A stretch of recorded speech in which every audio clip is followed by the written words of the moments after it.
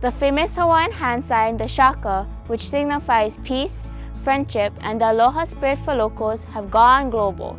You see it on t-shirts, hats, posters, and many times on television. People from all over the globe are using it, and on occasions, you can even see our 44th President of the United States, Barack Obama, flashing the Shaka. But the question arises, how did the Shaka get started? Little do people know that it all originated in a little town called Laie, on the island of Oahu, by a highly respected pure Hawaiian man named Hamana Kalili. He was born in 1882 and died in 1958. He stands so tall and firm and big and everything. He was a handsome man too. He was about 6 feet, 7 feet tall, 6'7", and about 350 pounds, all muscle, no fat. How important he was to the community as being helpful with the teenagers who are always getting in trouble one way or another. I never saw him in anger. He was really a Hawaiian tutu. Really, very nice to us. He had love for the people of Laie, you know. He used to go and whenever there's people need help and everything, he helped them with it. And I could see what a hero persona Hamana Kalili portrayed. As a source of income, Hamana worked at the Kahuku sugar mill, in which he eventually had an unfortunate accident. He lost his 3 fingers in an industrial accident at the sugar mill. Yeah, it must have been hurtful because he lost it below his second joint. He's strong, he can still work, he can still do the same thing, whatever, but patching his nets and everything, he can still do it with just his 2 fingers. Despite the loss of his 3 fingers on his right hand, Hamana did not shy away from using it. He would get up to preach to us, and he spoke fluent Hawaiian, but he did not speak English well. And he would say, "You chirants," he couldn't say children, "You chirants," he would shake his hand at us, "Listen to your parents, pa'akawaha hana kalima." Shut your mouth and work with your hands. And he would conduct, and he'd say, he stood him up, and he'd say, "It's on page 5. Whenever he talked, he's talking like this. He go to the store, he say, "Give me 5 soda." And so we used to make fun of him. "But Hamana, you only get 2 fingers. And he said, "What's the matter? You can't see? 1, 2, 3, 4, 5. And he would come by as a security in the community and talk to us with his hands that it was dangerous for us to do that. He worked for the plantation. He used to work on the cane train. And he would be on the end, you know, to watch the kakalaka and all the cane that was going to Kahuku sugar mill. So when the kids knew Hamana was on there, because we used to sit at the plantation store, and when the train come by, we pull the cane off and sit over there and peel it and eat it. But when they knew Hamana was on the line, they weren't going to touch the cane because you were going to get it from him. So the kids would signal one another with his sign to let them know that Hamana was on the train. But he always waved like this, and it got so everybody started doing that.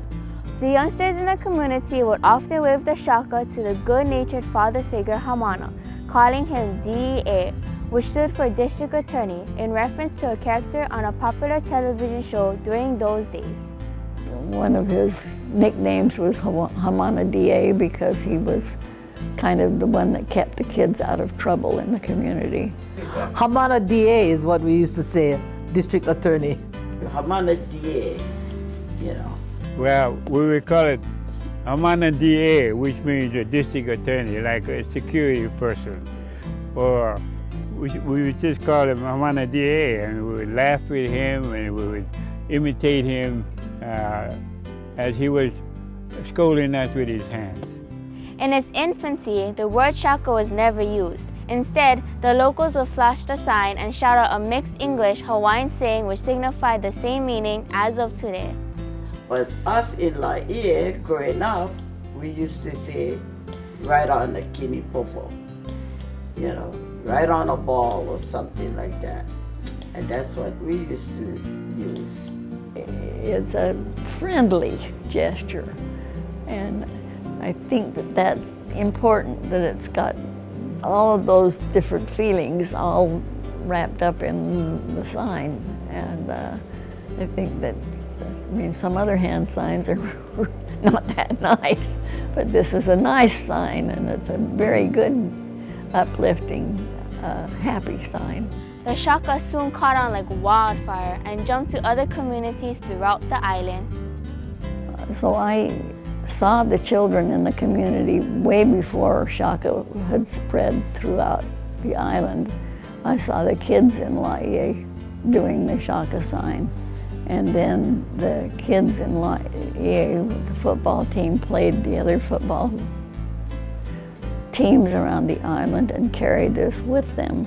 And that's where it originally spread. Later on in life, that this Lipi Espinda in town, he started to use this sign too, and he used to say Shaka.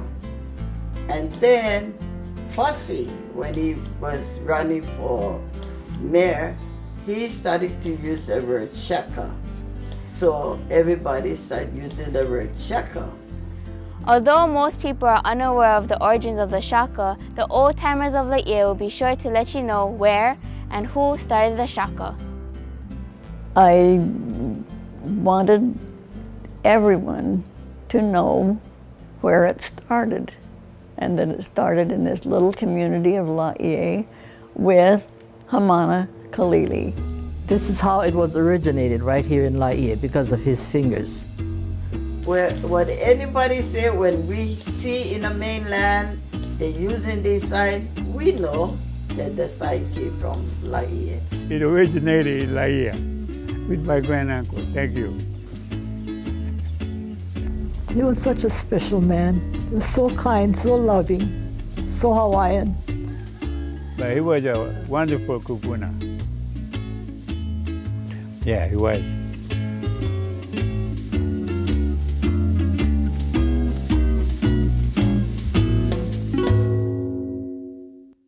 Well, we hope you enjoyed this rich historical story as much as we enjoyed producing it.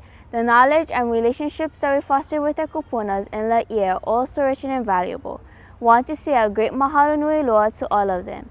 And we bid you all a fair aloha with our Hawaiian hand sign, the Shaka, and say to you, right on the kini popo. I'm Pumehana, aloha.